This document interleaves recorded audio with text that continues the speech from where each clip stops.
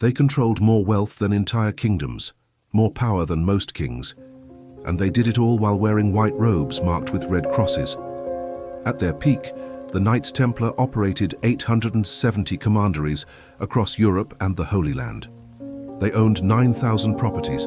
They held the mortgage on England's crown jewels. When the King of France needed money, he didn't go to merchants or nobles, he went to the Templars. But what nobody knows is how a group of warrior monks became the world's first international bankers, how they invented financial instruments we still use today, how they built a system so sophisticated that it took 700 years before anything comparable existed again. The Catholic Church forbade charging interest on loans. Medieval Europe ran on gold and silver coins that could be stolen at any moment. Kings borrowed money they never intended to repay. And somehow, in this chaotic financial landscape, 9 knights created an empire that changed economics forever.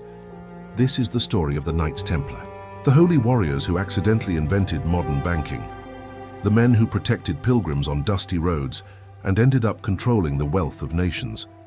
And the shocking reason why, on one October morning in 1307, thousands of them were arrested simultaneously across France in history's most coordinated takedown.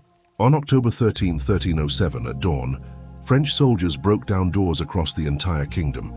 In Paris, Lyon, Toulouse, and every city in between, they arrested Templars by the hundreds.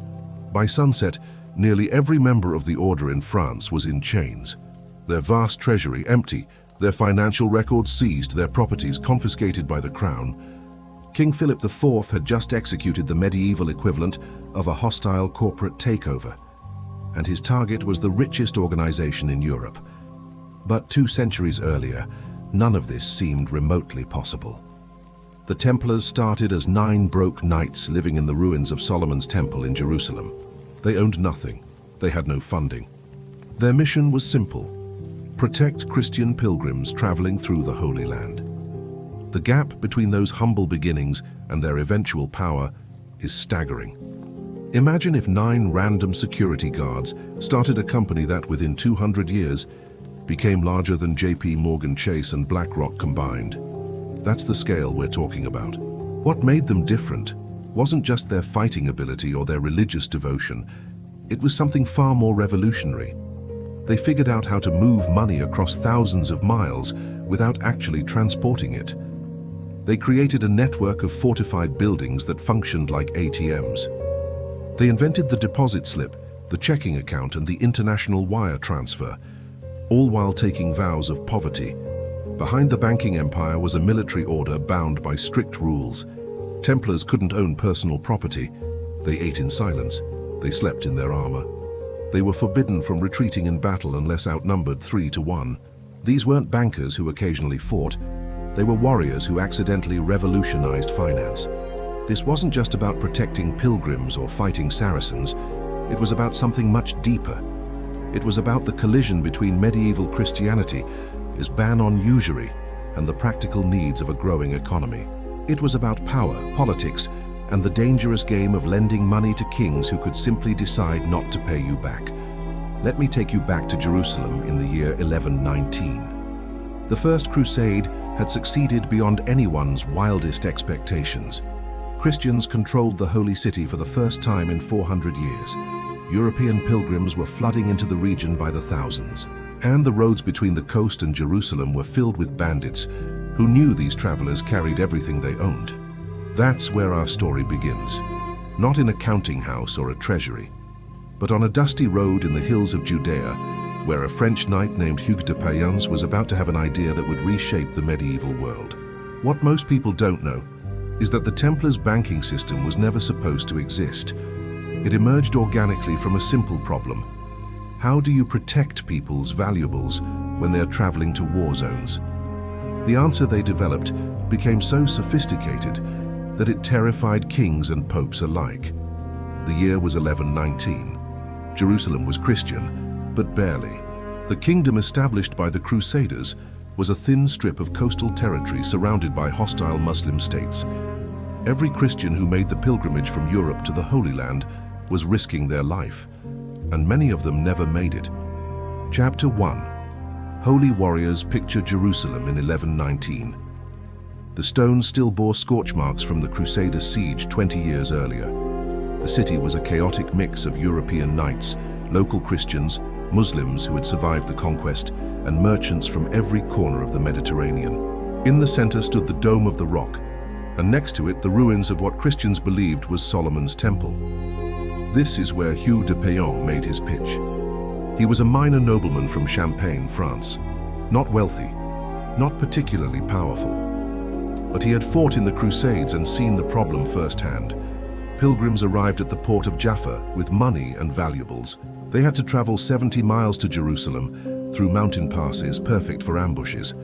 Muslim raiders knew the routes. They knew pilgrims traveled in vulnerable groups, and they picked them off systematically.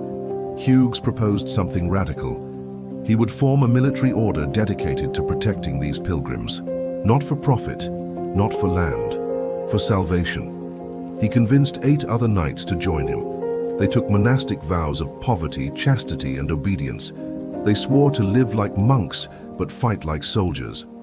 The King of Jerusalem, Baldwin II, gave them headquarters in the Al-Aqsa Mosque, built on the ruins of the ancient temple. That's how they got their name. Poor fellow soldiers of Christ and of the Temple of Solomon, the Templars.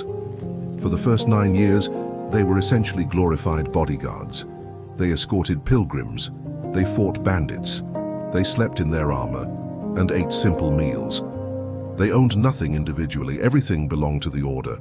But something strange was happening during those early years. Pilgrims started entrusting the Templars with more than just their physical safety. They handed over money for safekeeping, valuable documents, family heirlooms. Why? Because Templars had taken vows. They couldn't steal. Their religious obligation made them more trustworthy than any merchant or money changer. You see, in medieval Europe, there was no concept of a secure bank. If you had gold, you either carried it with you, buried it, or gave it to someone you hoped wouldn't rob you. The Templars offered something different. Warriors bound by holy vows who would die before breaking their oath. By 1127, the order had expanded to 20 knights. Not exactly an army, but they had something more valuable than numbers. They had a reputation for absolute trustworthiness in a world where trust was rare. Hughes de Payan returned to Europe that year on a recruitment mission. He met with the Pope. He presented the Templar mission at the Council of Troyes, and in 1129, the Catholic Church officially recognized the Knights Templar as a legitimate religious order. This changed everything.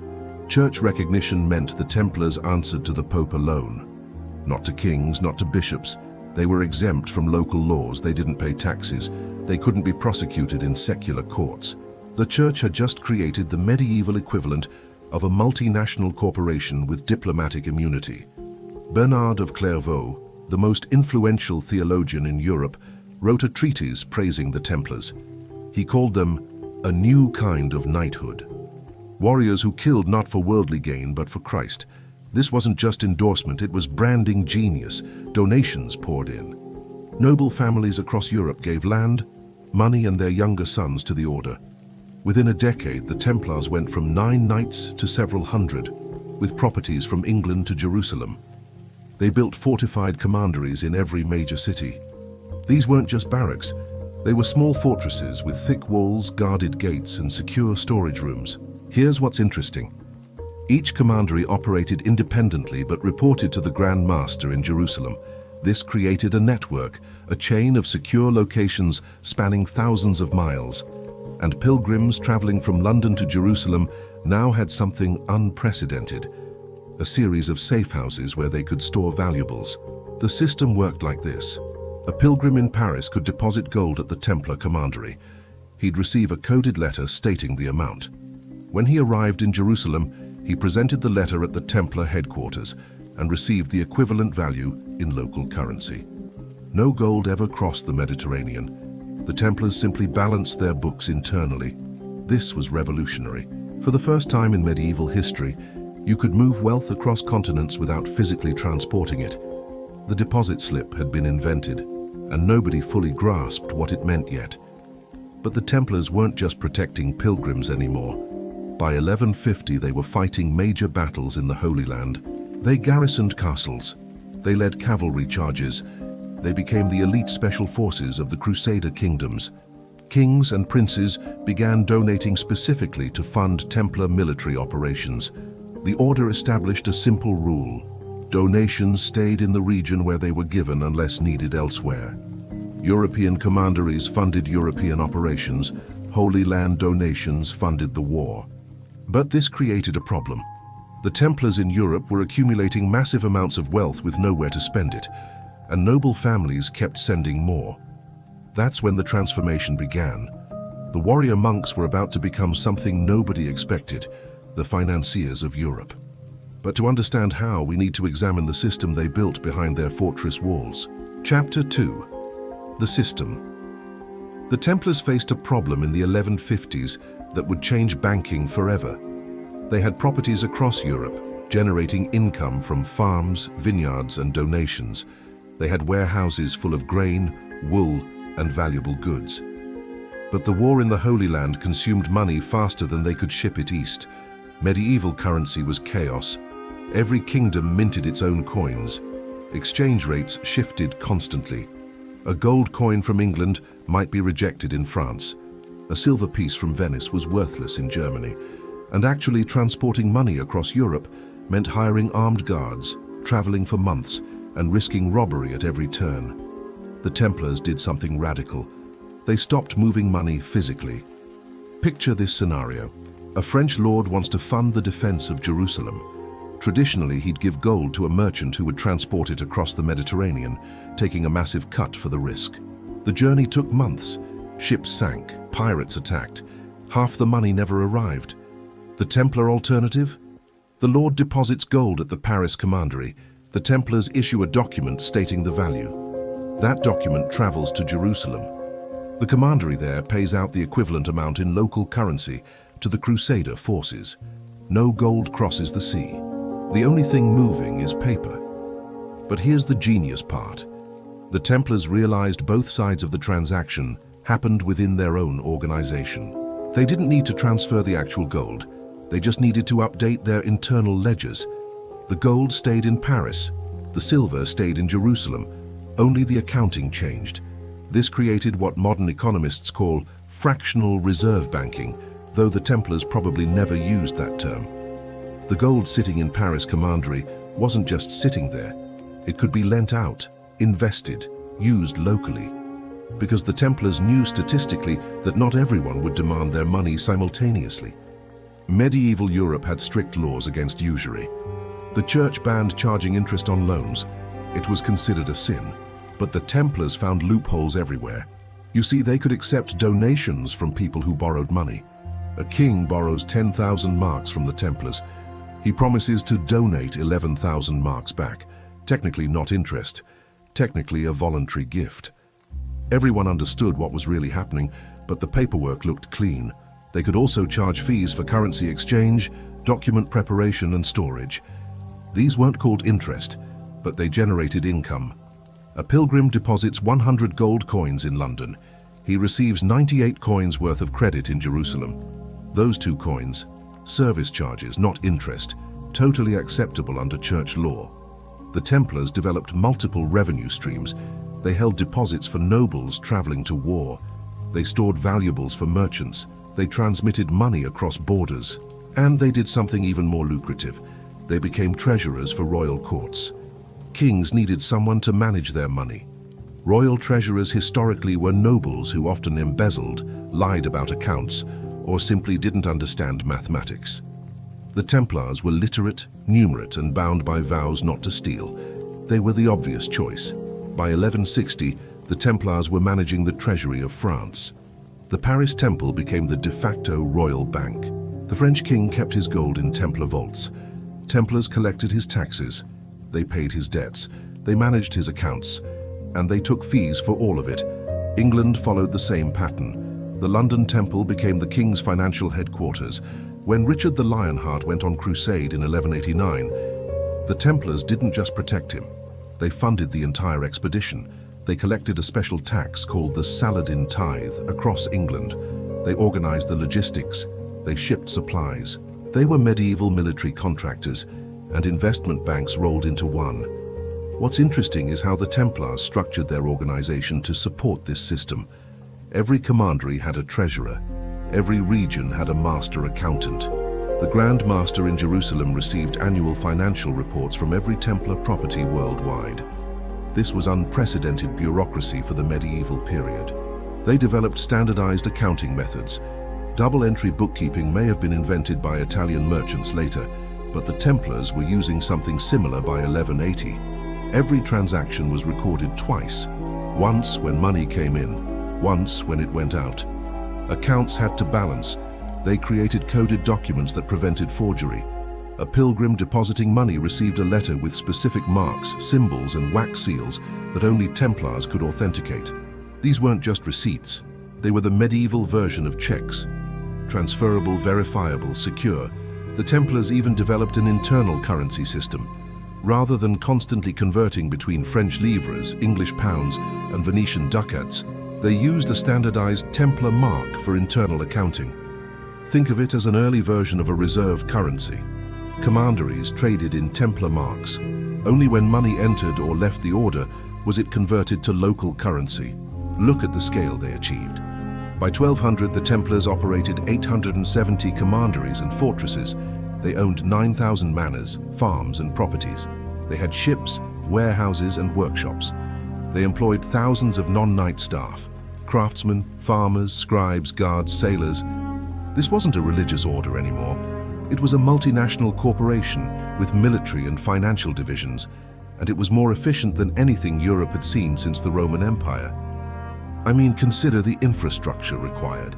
A knight in Scotland needed to know what was happening in Cyprus. A commandery in Portugal had to coordinate with headquarters in Jerusalem. Messages traveled at the speed of horses and ships, yet the system functioned smoothly. How?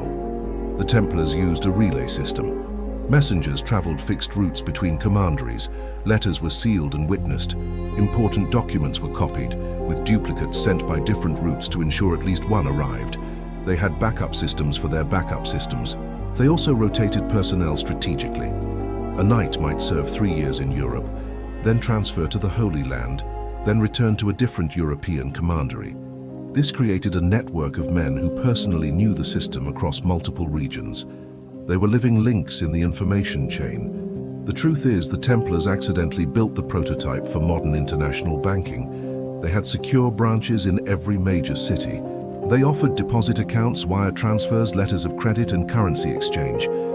They served both retail customers, pilgrims, and institutional clients, kings. They managed assets and provided loans. But here's where it gets dangerous. The more successful the Templar financial system became, the more power they accumulated. And in medieval Europe, having power without a kingdom made you very vulnerable. Kings could raise armies, the church could excommunicate, the Templars could call in debts. By 1200, the Templars were creditors to nearly every monarch in Europe. The King of England owed them money. The King of France owed them money. The Pope owed them favors. And debts create dependencies. When you owe someone enough money, you start resenting them. You start looking for ways to escape the obligation, but we're getting ahead of ourselves. The Templars' banking system was just one piece of their power. The real secret to their dominance was something else entirely. Something they kept hidden even from their own lower-ranking members, and it would ultimately become one of the reasons for their destruction. Chapter 3. Secret Codes. The Templars divided their membership into 3 tiers. At the bottom were the sergeants and lay brothers, farmers, craftsmen, and laborers who kept the estates running. In the middle were the Knight brothers, aristocrats who had taken vows and fought in the Order's wars. At the top were the officers, commanders, treasurers, and the inner circle who made decisions. Only the officers knew the complete financial picture. Only they understood how the entire system worked, and only they possessed the codes. Every Templar document used cipher systems.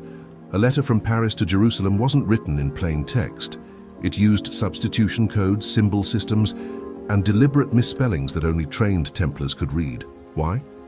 Because these letters contained financial information worth kingdoms. Think about what they were transmitting. Account balances, debt records, property inventories, trade secrets. If a king's enemies discovered he owed the Templars 50,000 marks, they could use that information politically or militarily. The Templars protected their clients by protecting their data. But here's what most people miss.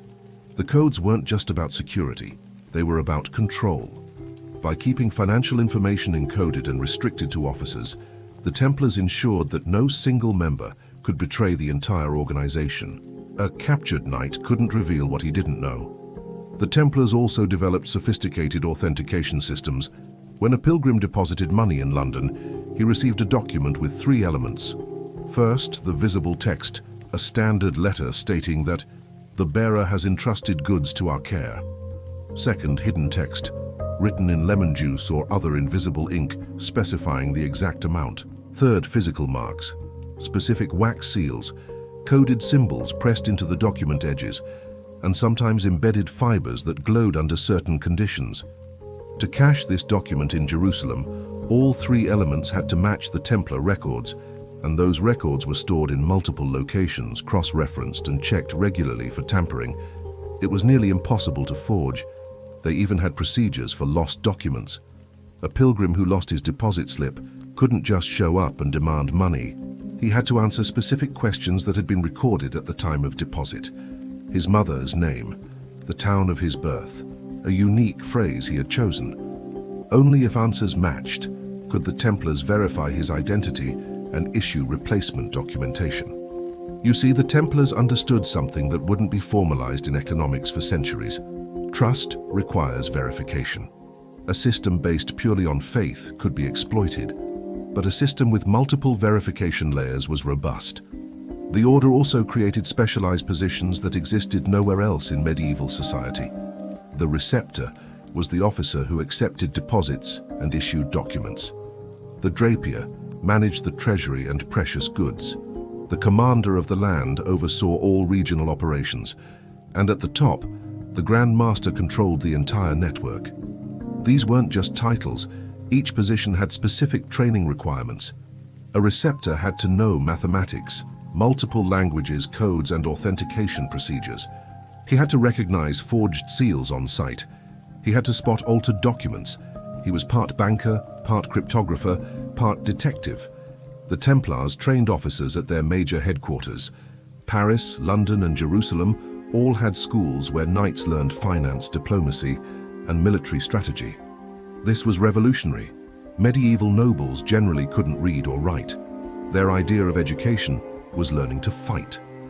The Templars demanded literacy, numeracy, and technical skills from their leaders. What's interesting is how they kept secrets within secrets. Lower-ranking Templars knew they transported money. They knew they protected pilgrims, but they didn't know account balances or lending arrangements. Mid-level commanders knew regional finances, but not the global picture. Only the Grand Master and his inner council saw the complete financial network. This compartmentalization wasn't paranoia. It was calculated risk management. If a commandery was captured, the enemy learned only about local operations. If a knight defected, he could only reveal what he'd personally witnessed. The core system remained secure. The Templars also used steganography, hiding messages within other messages. A letter might discuss routine estate management while embedded within the text, using the first letter of specific words, was a separate financial update. Only someone knowing to look for the hidden message would find it. They developed physical security protocols that seem obvious now, but were revolutionary then. Treasuries had 2 locks requiring 2 different keys held by 2 different officers. Neither could access the vault alone. Important documents were stored in multiple locations. If the Paris temple burned, copies existed in London and Jerusalem. But here's where the system became dangerous. The more sophisticated the Templar financial operations became, the more they resembled black magic to outsiders. Peasants couldn't understand how money in France became money in Jerusalem. Kings couldn't comprehend why the Templars always seemed to have gold when everyone else was broke. Rumors spread. People whispered that Templars had found treasure under Solomon's temple, that they possessed secret knowledge from ancient texts, that they had made deals with demons or Muslim sorcerers. None of this was true. The Templars' magic was accounting, But accounting might as well have been magic to a medieval population where 90% couldn't read. The church began asking uncomfortable questions. How were the Templars so wealthy if they had taken vows of poverty? Individual knights owned nothing, true, but the order collectively owned more than many kingdoms. Was this technically following their vows or exploiting a loophole? The Templars had an answer prepared. The wealth belonged to God, not to them. They were merely stewards, managers of divine resources dedicated to defending Christianity. It was a clever theological argument, and it worked for decades. Look at the political implications. By 1250, the Templars were simultaneously creditors to the King of France, military allies to the King of England, treasurers to the Pope, and landlords to thousands of European nobles. They had created a web of financial relationships that made them nearly impossible to attack without triggering a domino effect of consequences. If you arrested Templars in France, they'd call in debts from English nobles. If you seized their properties in England, French kings would object because it disrupted their financial arrangements. The Templars had made themselves indispensable by making themselves everyone's creditor. But indispensability isn't the same as invulnerability. In fact, being essential makes you a target once someone figures out how to replace you. And medieval kings were slowly learning how to run their own treasuries, mint their own coins, and borrow from Italian merchant banks who didn't take religious vows. The Templars' secret codes and financial innovations had built an empire. But empires attract enemies, and by 1270, the order faced a problem they couldn't solve with clever accounting or better security. The Crusades were failing. The Holy Land was being lost piece by piece, and a military order founded to defend Jerusalem was about to lose its original purpose. What happens to a banking empire when the war it was created to fight is over? That's when things started to unravel. But before the collapse, the Templars would reach their absolute peak of power, and it would be more impressive and more dangerous than anyone could have imagined. Chapter 4: Banking Empire. In 1291, Acre fell. The last Crusader fortress in the Holy Land collapsed under Mamluk siege. The Knights Templar fought to the literal last man defending the city. When Muslim forces finally breached the walls, they found Templar knights still fighting in the ruins. It was heroic, it was desperate, and it marked the end of the Templars' original mission. 200 years of crusading had failed. Jerusalem was Muslim, the Holy Land was gone. The Templars retreated to Cyprus, regrouped, and faced an existential question. What now? The answer was already obvious. They'd become too valuable as bankers to simply disband. European kings didn't want them fighting in the desert. They wanted them managing royal treasuries in Paris and London. The Templars had accidentally made themselves more necessary in peacetime than in war, and that's when they truly became unstoppable. With no expensive military campaigns in the East, the Templars' European income had nowhere to go except back into European investments. They bought more property, they funded more trade ventures, they expanded their banking services.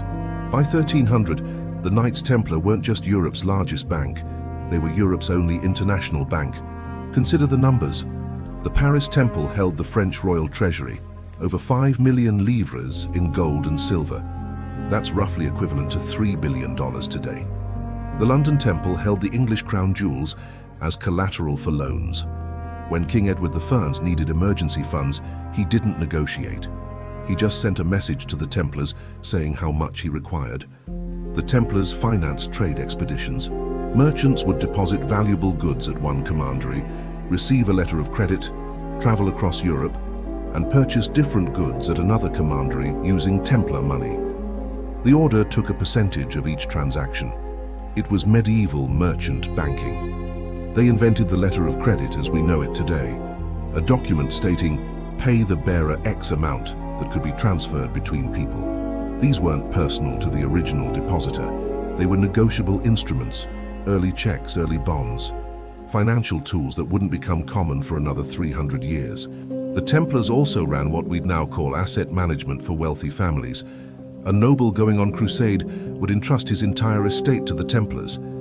They'd collect rents from his lands, manage his properties, invest surplus funds, and return everything with profit when he came home. If he died, they'd distribute inheritance according to his will.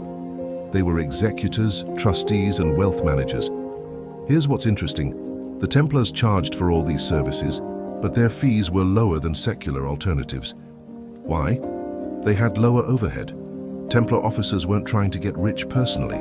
They lived in communal housing, ate simple meals, and couldn't pass wealth to children because they'd taken celibacy vows. Every coin saved went back into the order's operations. This made them devastatingly competitive. Italian merchant banks tried to match Templar services, but couldn't offer the same combination of security, reliability, and low fees. How do you compete with an organization whose workers have taken eternal vows of poverty and obedience? The Templars also leveraged their military reputation for commercial advantage. A Templar convoy traveling from France to Germany wasn't attacked by bandits. Bandits knew Templars would hunt them down. Templar ships weren't hassled by pirates.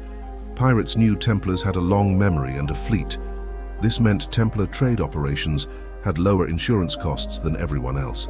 By 1300, the Templars owned the largest fleet in the Mediterranean after Venice. They shipped grain, wool, weapons, and pilgrims. They controlled port facilities in Cyprus, Marseille, and Barcelona. They operated like a combination of FedEx and the Navy, logistics company and military power simultaneously. They diversified their investments brilliantly. Vineyards in France, sheep farms in England, salt mines in Portugal, fishing rights in the North Sea. They didn't just lend money, they owned productive assets generating steady income. This is basic investment strategy now, but in 1300, most nobles just hoarded gold and land. The Templars understood portfolio diversification. The order also pioneered something resembling modern insurance. They offered contracts to merchants. Pay the Templars an upfront fee, and if your goods are stolen or your ship sinks, the Templars compensate you. This was early maritime insurance. The Templars calculated risk statistically. They knew that if they insured enough ships, the premiums from successful voyages would exceed the payouts from disasters. Look at the institutional sophistication. The Paris Temple had separate departments for deposits, loans, currency exchange, asset management, and royal treasury operations. Each department had specialized staff who understood their domain. This was corporate structure, centuries before corporations existed. The Templars created the first international clearinghouse. At the end of each year, representatives from major commanderies met to settle intercommandery debts. If Paris owed London 10,000 marks, but London owed Jerusalem 8,000, they didn't physically transfer all that money. They netted the obligations and transferred only the difference.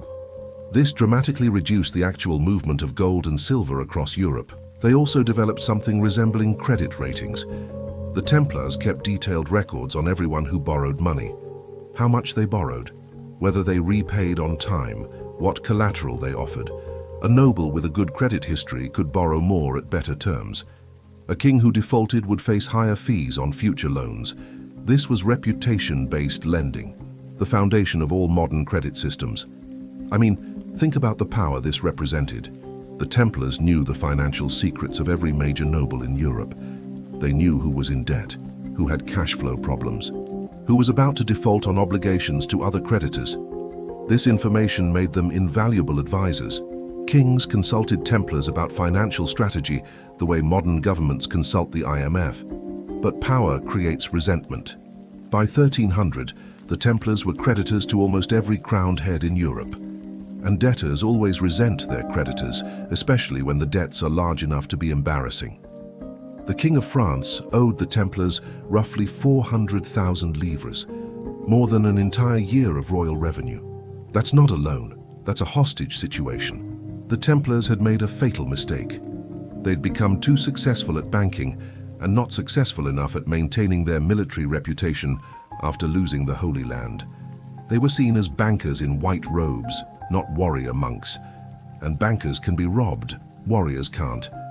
The order also faced criticism from reform-minded church officials.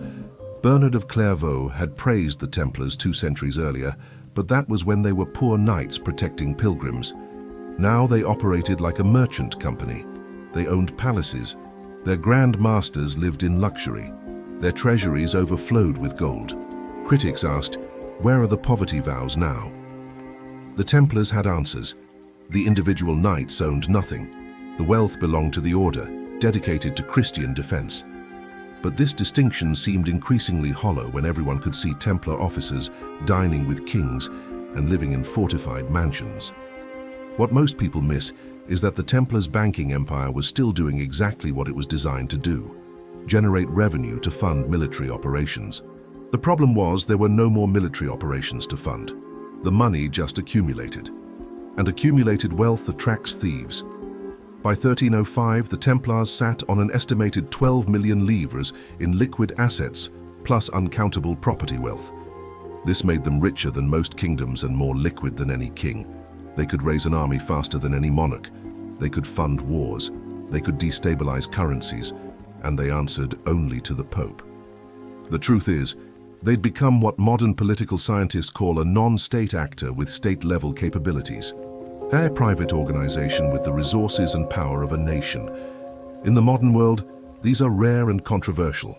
Multinational corporations, criminal cartels, terrorist groups.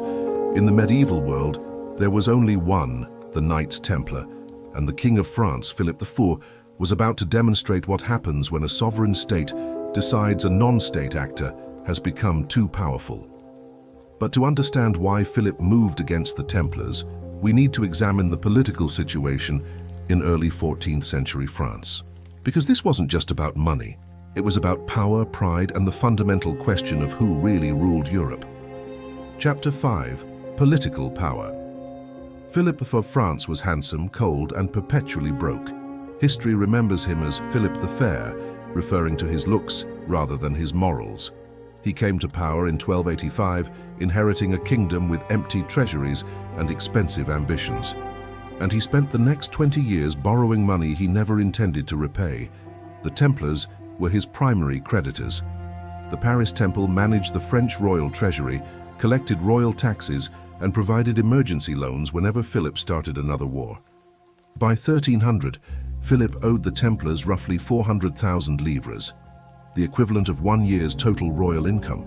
He couldn't pay it back, wouldn't pay it back. So he needed another solution. First, he tried devaluing the currency. In 1303, Philip debased French coinage, reducing the gold and silver content while keeping the face value the same. This meant he could repay debts with cheaper coins. It's a classic sovereign trick. The problem? The Templars saw it coming. They'd been tracking currency debasement across Europe for centuries. They adjusted their loan terms accordingly. Then Philip tried taxing the church. The Pope objected. Philip ignored him and collected the tax anyway. This created a crisis. Kings weren't supposed to tax church property without papal permission, but Philip had no choice. He needed money. The Templars were demanding payment. His wars with England had drained the treasury. Something had to give. You see, Philip faced a fundamental problem of medieval monarchy. Kings were supposed to live off their own, fund government from their personal estates and customary fees. Taxation was for emergencies, borrowing was shameful, but warfare had become too expensive to fund from feudal revenues. Medieval government was transitioning from personal rule to institutional state, and nobody had figured out the financial implications. The Templars understood this. They'd been financing kings for 2 centuries. They knew Philip was trapped. They could afford to wait. After all, they held the French crown jewels as collateral. Retry A. Continue Philip couldn't default like a merchant might. He was a king. His reputation depended on honor. If he openly refused to pay, every creditor in Europe would refuse him future loans. But if he could somehow eliminate the debt without technically defaulting, he'd solve multiple problems at once. Here's what's interesting. Philip had personal reasons to hate the Templars beyond just owing them money. In 1306, riots broke out in Paris over currency debasement. An angry mob attacked the royal palace. Philip fled to the Paris Temple for safety. The Templars protected him, but he spent 3 days watching Templar officers manage French finances from their counting houses while he hid in their fortress like a guest. Imagine that humiliation. The King of France, supposedly God's appointed ruler, cowering in a building owned by monks while they literally counted his kingdom's money. Philip never forgot it. The Templars had saved his life, and he resented them for it. But personal grudges weren't enough. Philip needed legal justification to move against the order. And in 1305, an opportunity appeared. Pope Clement V, a Frenchman sympathetic to Philip, was elected. For the first time in decades, Philip had a pope who might support action against the Templars. The king began gathering intelligence. He placed spies in Templar commanderies. He interviewed ex-Templars who'd left the order. He collected rumors, accusations, and gossip. And slowly, he assembled what looked like evidence of heresy. The accusations were spectacular. Templars supposedly denied Christ during secret initiation ceremonies. They worshipped a mysterious head called Baphomet. They spat on the cross. They engaged in homosexual acts as part of their rituals. The charges were designed to shock. A combination of religious heresy, sexual deviance, and occult practices. Were any of the accusations true? Almost certainly not. The Templars were monks.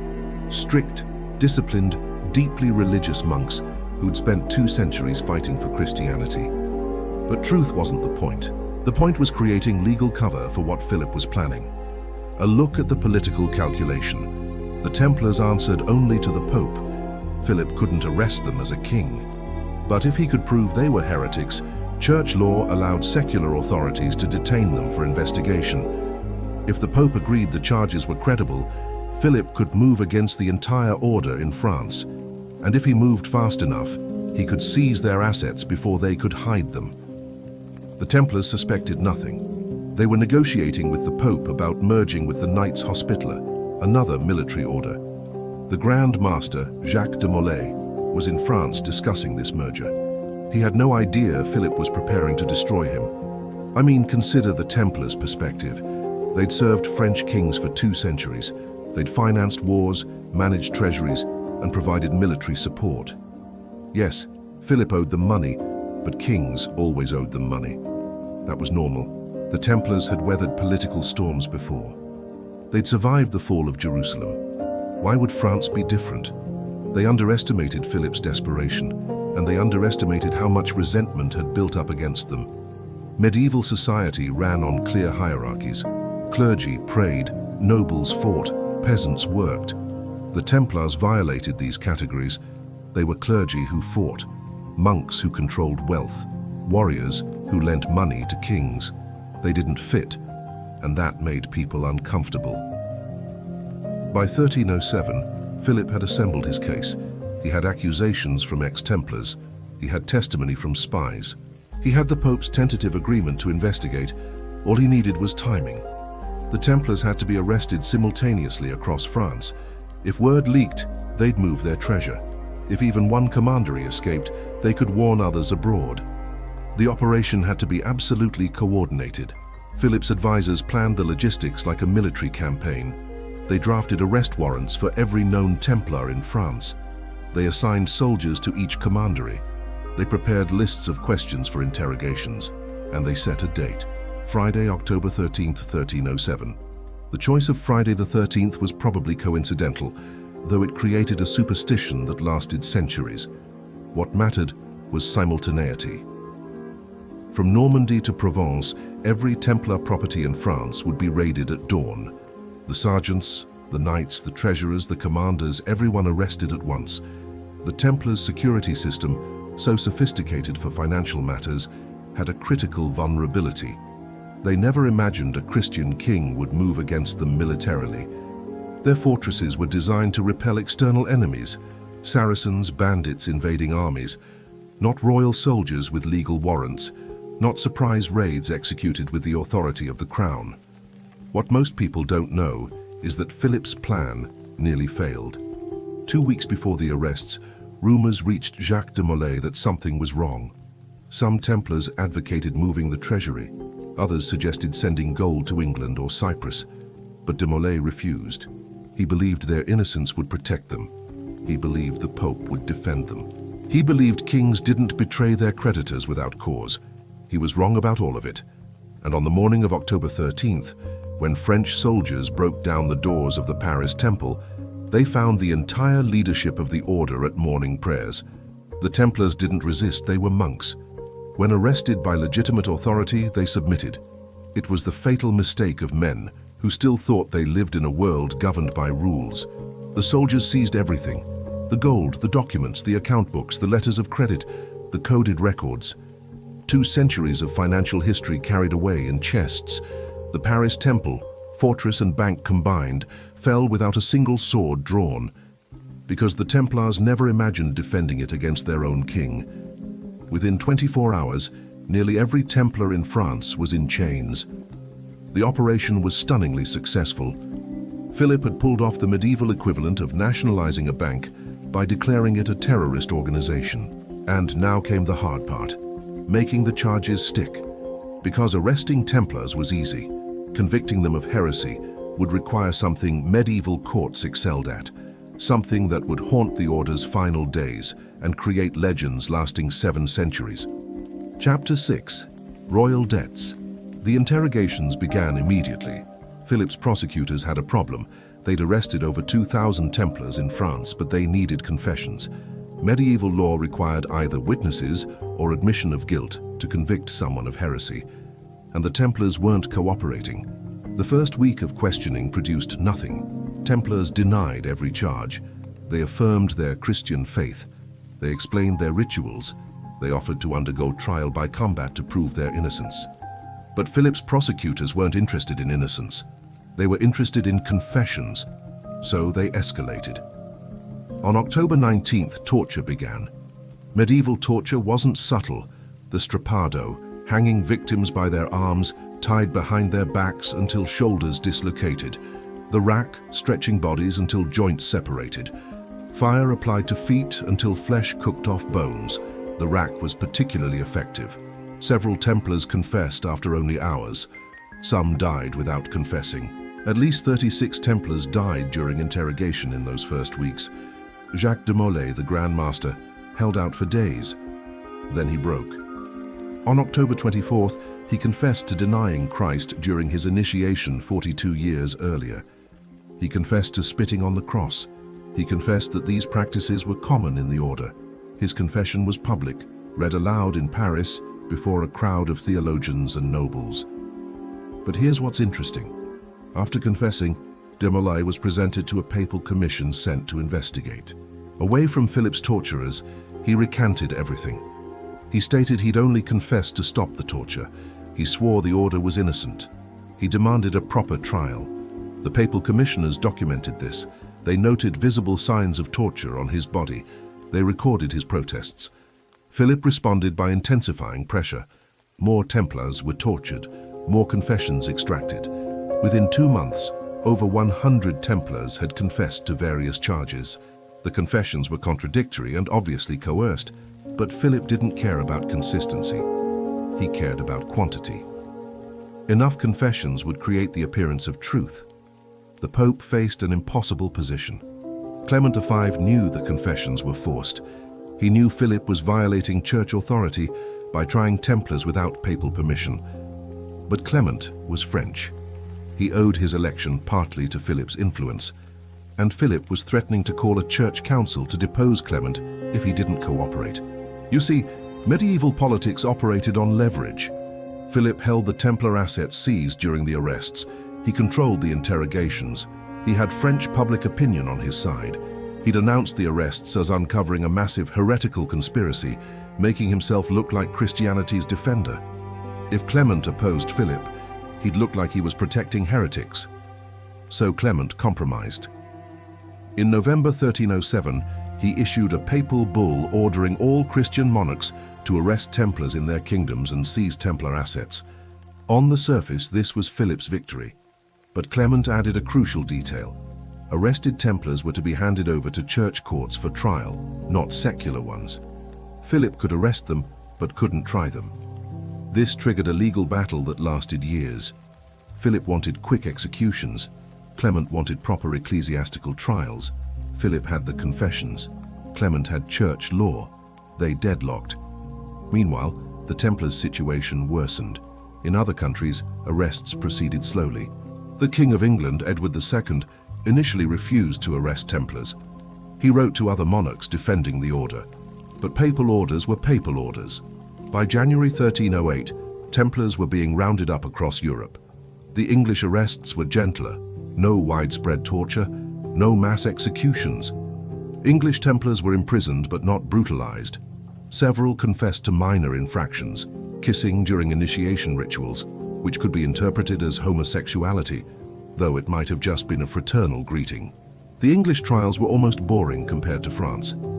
In Germany, Templars were tried and mostly acquitted. German courts found the charges unproven. In Spain, most Templars were found innocent and absorbed into other military orders. In Italy, papal investigators documented evidence of torture and threw out forced confessions. Across Europe, the pattern was clear. Where Philip didn't control the process, Templars were generally exonerated. But France was different. Philip held 1,400 Templars. He controlled the evidence, and he needed convictions to justify seizing their assets. In 1310, he made his move. 54 Templars who had recanted their confessions were declared relapsed heretics. Medieval law was clear. Relapsed heretics must be burned alive. On May 12, 1310, 54 Templars were led to a field outside Paris. Stakes were prepared, crowds gathered. The condemned men were offered a final chance to reconfess. Most refused. They proclaimed their innocence. They swore the order was pure. Then they were tied to the stakes and burned. Philip had sent a message: resist and die. The remaining imprisoned Templars got the point. Confessions increased. Men said whatever prosecutors wanted if it meant avoiding the fire. The torture had broken their bodies. The executions broke their spirits. Look at what Philip gained. By May 1310, he'd effectively decapitated Templar resistance. The Grand Master was imprisoned. The senior commanders were dead or broken. The confessions, however extracted, created legal cover for suppressing the order. And most importantly, Philip controlled the Templar treasury. The Paris Temple had held 5 million livres in French royal funds when arrested, plus whatever the Templars owned themselves. Philip claimed all of it. He declared it confiscated for the crown. When papal representatives asked about the treasure, Philip's accountants produced records showing most of it had been administrative expenses for the arrests and trials. This was blatant theft. Everyone knew it. But who could challenge the King of France? The Pope protested formally but did nothing substantive. Other monarchs watched nervously. If Philip could seize Templar assets, what stopped him from seizing other church property or loans from Italian banks? I mean, think about the precedent. Philip had demonstrated that a sufficiently powerful king could repudiate debts, seize creditor assets, and face minimal consequences. It was a disaster for medieval finance. Italian merchant banks became far more cautious about lending to monarchs. Credit contracted across Europe. The Templar arrests didn't just destroy one organization, they destabilized the entire medieval financial system. The Templars' famous efficiency became their weakness. Because they'd kept such detailed records, Philip's men knew exactly what they'd owned. Every property, every account, every debtor. The same documentation that had made them trustworthy bankers now became an inventory for royal confiscation. But Philip faced one remaining problem. Jacques de Molay was still alive. As Grand Master, he symbolized the order. As long as he lived and proclaimed innocence, questions about the trial's legitimacy persisted. Some Templars remained defiant, and the Pope kept delaying final judgment on the order's fate. The truth is, by 1312, Philip had won militarily and financially, but not legally. The order was shattered, but not officially dissolved. The treasure was seized, but not legally transferred. And a trial that was supposed to take months had dragged on for years with no resolution. Philip needed finality. He needed the order officially suppressed, its assets legally transferred to the crown, and its leaders permanently silenced. The Pope finally gave him what he wanted, but not for the reasons Philip expected. And the manner in which the Knights Templar officially ended would become one of history's most controversial church decisions. But before we get to the order's legal suppression, we need to understand what happened that October morning in 1307 from the Templars' perspective, because the raids themselves were more dramatic and more organized than almost anyone realizes. Chapter 7. The betrayal. October 12, 1307 was a Thursday. In the Paris Temple, Jacques de Molay attended evening prayers with his senior commanders. They discussed routine business, property disputes, loan repayments, supply issues. The order faced financial pressure. Philip still owed them money, but nothing seemed urgent. Tomorrow was Friday, another normal day. Across France, in 72 Templar commanderies, similar scenes played out. Knights ate dinner. Sergeants tended horses. Treasurers balanced accounts. Nobody suspected anything. Why would they? The Templars had weathered political storms for 2 centuries. They were untouchable. But Philip's soldiers were already moving into position. Small units traveled to villages near Templar properties. They carried sealed orders marked to be opened October 13th at dawn. The orders were identical across France. Arrest all Templars, secure all assets, seal all records. No exceptions. The operational security was remarkable. Philip had kept his plan secret for weeks.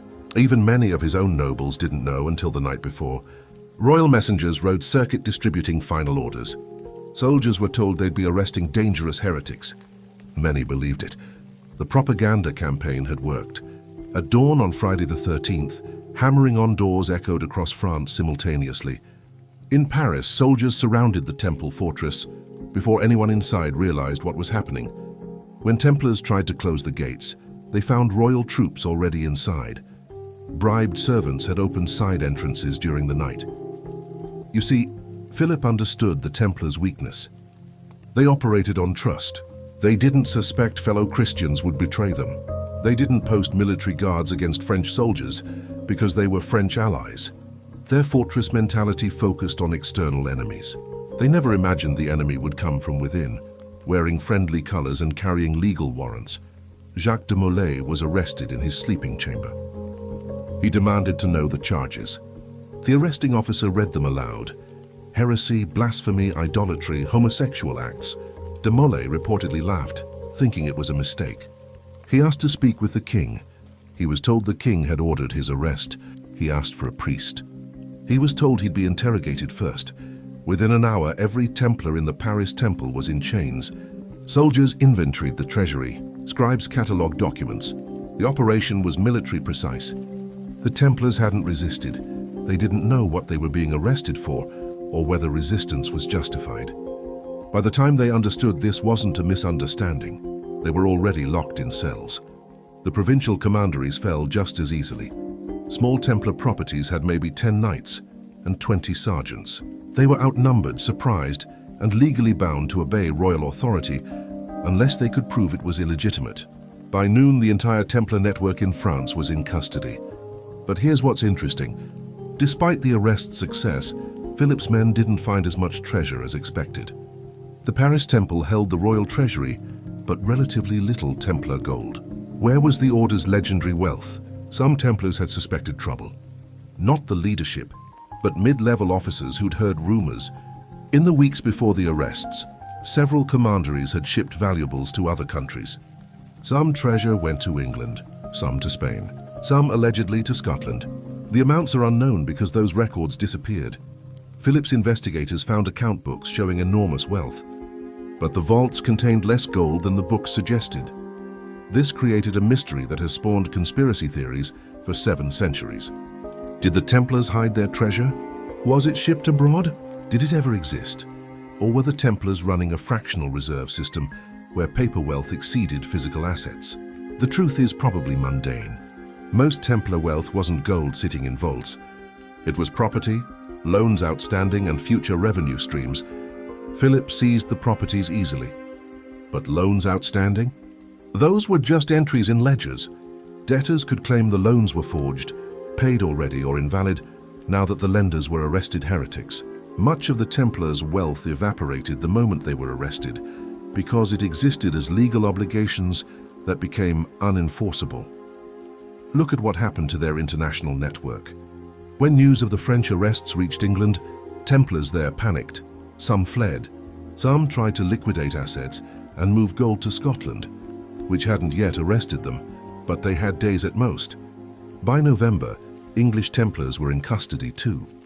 In Cyprus, where the order maintained its headquarters after losing the Holy Land, Templars resisted initially. The island's rulers were sympathetic.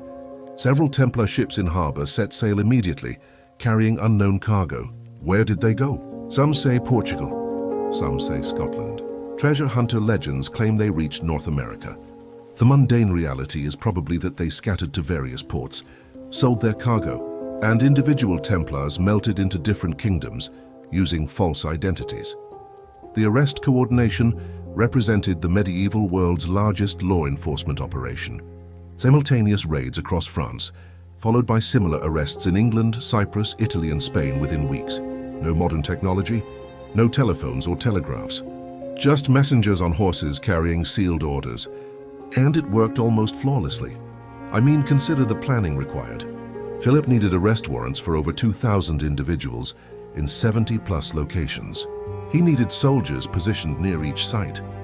He needed secrecy maintained for weeks while forces moved into position. He needed political cover from the Pope. He needed charges serious enough that other kingdoms would cooperate. And he needed to seize Templar assets before they could be hidden. Every element succeeded except one: breaking the Templars' spirit. Despite torture, despite executions, despite years of imprisonment, many Templars never confessed. They insisted the order was innocent. They claimed confessions were forced. They demanded proper trials. And their stubbornness created a problem for Philip. The more Templars who recanted confessions, the weaker Philip's legal position became. The more who died proclaiming innocence, the more public sympathy they generated. Medieval people understood martyrdom.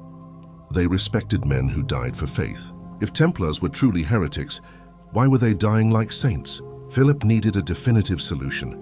In 1312, he pressured Pope Clement to formally dissolve the order.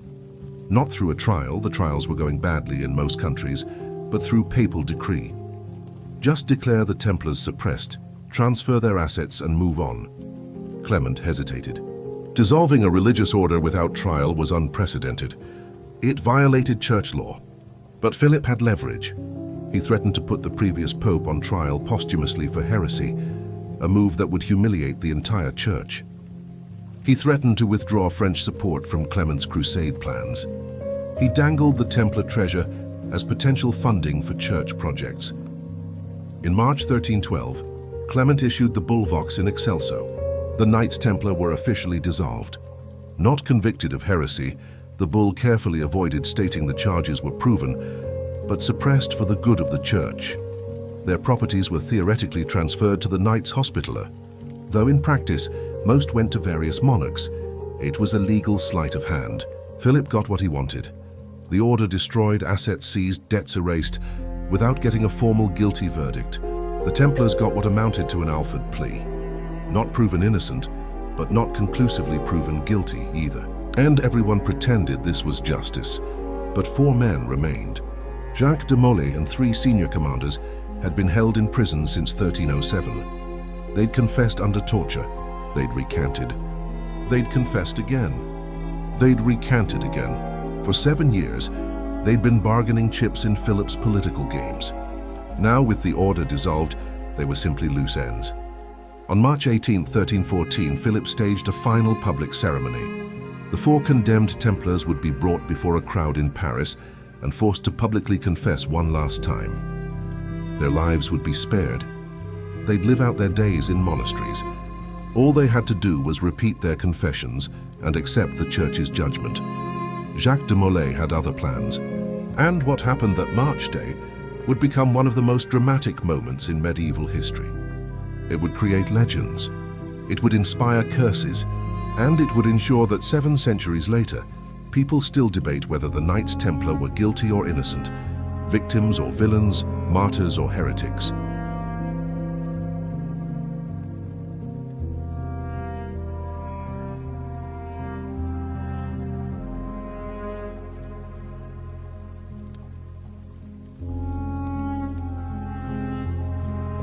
Chapter 8, Friday 13th, March 18th, 1314, Paris. A platform erected in front of Notre Dame Cathedral. Crowds packed the square. Jacques de Molay, age 70, was led out in chains along with Geoffroy de Charnay, the preceptor of Normandy. The 2 other senior Templars had already confessed again and accepted their fate, lifetime imprisonment. The cardinal presiding expected the same from de Molay and de Charnay. They'd confessed multiple times before. They'd been imprisoned for 7 years.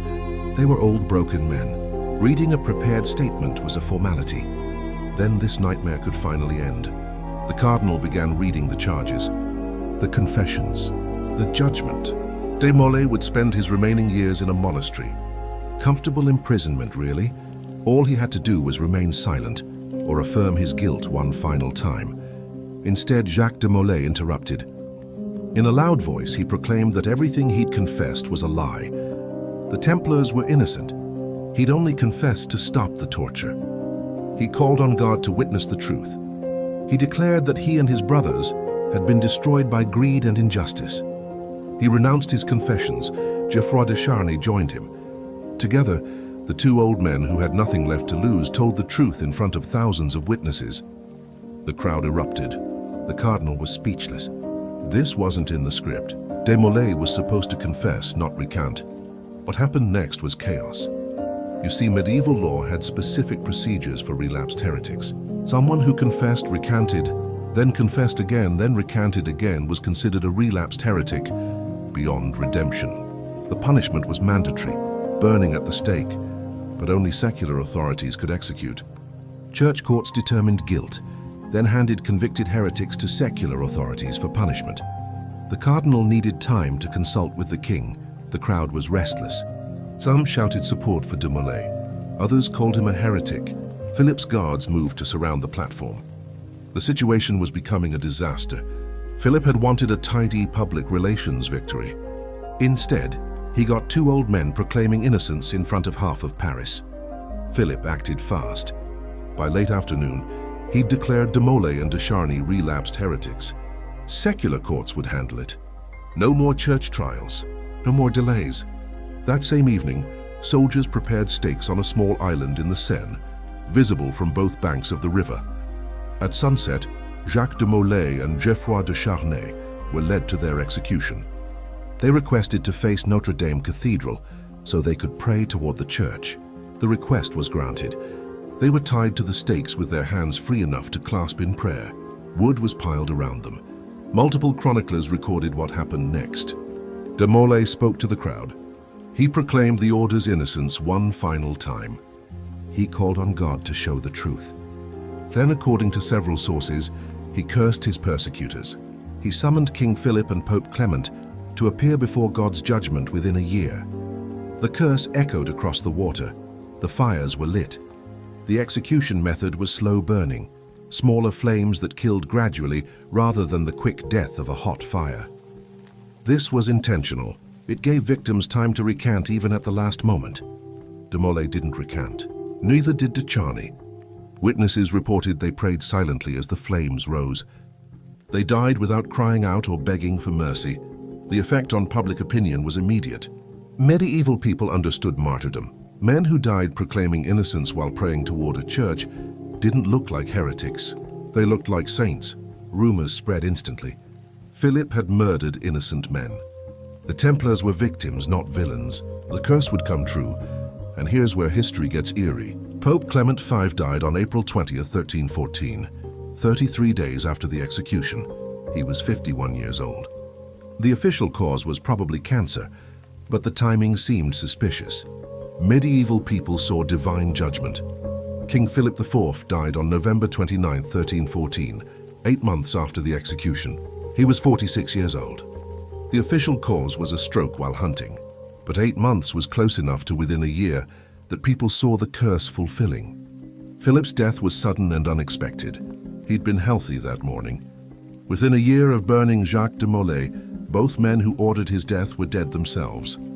The curse seemed real, and medieval people believed in curses. Look at what happened next. Philip's 3 sons all became king in succession. All 3 died without male heirs within 14 years. The Capetian dynasty, which had ruled France for over 300 years, ended. The throne passed to a cousin's line. This succession crisis eventually triggered the 100 Years' War with England. Millions died in that conflict. Did Jacques de Molay's curse cause any of this? Of course not. But medieval people saw connections. They saw divine retribution. The story spread across Europe.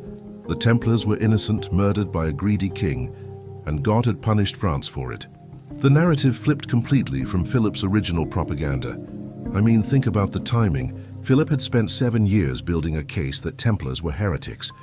He'd extracted confessions, staged trials, and executed dozens. Then, at the moment of final victory, Jacques de Molay recanted publicly and cursed his executioners. And the curse appeared to work. Philip's entire propaganda victory collapsed into a PR disaster. The execution also created martyrs. De Molay and de Charny became folk heroes. Poems were written about their bravery. Stories claimed they died like saints. Later legends said their ashes performed miracles. The Templars, suppressed as heretics, were being remembered as martyrs. History was revising itself in real time, but what actually happened to the order? The official dissolution in 1312 had scattered thousands of Templars. Most were pensioned off. They received small payments from the Knights Hospitaller, who'd theoretically inherited Templar properties. Many former Templars joined other military orders. Some returned to secular life. A few disappeared completely. The Templar properties in most countries were transferred to the Hospitallers, but the Hospitallers had to pay compensation to various monarchs for the transfer. In practice, this meant kings kept much of the wealth. Philip got French properties. Edward got English ones. The Spanish kingdoms absorbed Iberian commanderies. The Hospitallers got some castles in Cyprus and Rhodes, but little actual treasure. The treasure itself remains history's great mystery. Account books showed massive wealth, but when inventories were taken after the arrests, physical gold and silver were far less than expected. Where did it go? Some was probably loaned out. Templar banking operated on fractional reserves. Some may have been hidden. Some definitely was shipped abroad before arrests reached those regions. Conspiracy theories claim Templar treasure is buried somewhere, waiting to be found. Oak Island in Canada, Rosslyn Chapel in Scotland. The Languedoc region in France. Every generation of treasure hunters has searched. None have found anything definitive. The mundane truth is probably that the treasure was mostly paper assets that became worthless when the order dissolved. What most people miss is that the Templars' real legacy wasn't gold. It was banking innovations. The techniques they developed, letters of credit, interbranch accounting, deposit banking, international finance, didn't disappear.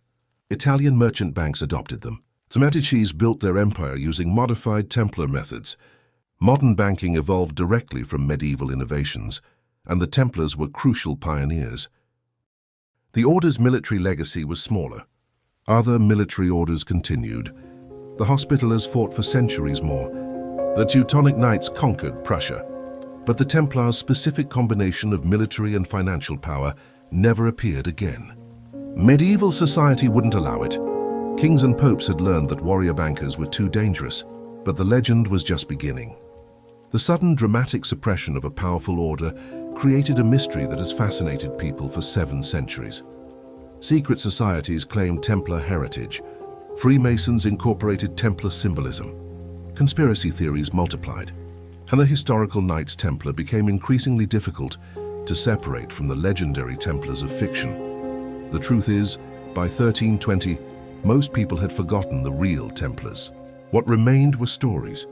Stories of warrior monks who'd protected pilgrims, of secret treasures hidden in mysterious locations, of curses that killed kings, of innocence betrayed by greed. The historical record became layered with legend, and the legend became more influential than the history. Chapter 9, Torture Trials. The interrogations lasted 7 years, not continuously but in waves. A Templar would be arrested, tortured until he confessed, imprisoned for months, then brought back for more questioning. The goal wasn't just confession. Philip's prosecutors wanted specific confessions that matched the charges. Generic admission of wrongdoing wasn't enough. They needed details about spitting on crosses, denying Christ, worshipping idols. The torture techniques varied. The strappado was most common, hanging victims by their wrists bound behind their backs. Shoulders dislocated almost immediately. The pain was excruciating. After hours, permanent damage occurred. Many Templars lost use of their arms. The rack stretched bodies until joints separated. Interrogators could literally hear bones popping, but the most psychologically effective method was fire torture. Victims' feet were held near flames until the skin burned off. The pain was so intense that almost everyone confessed within minutes. The physical scarring was permanent.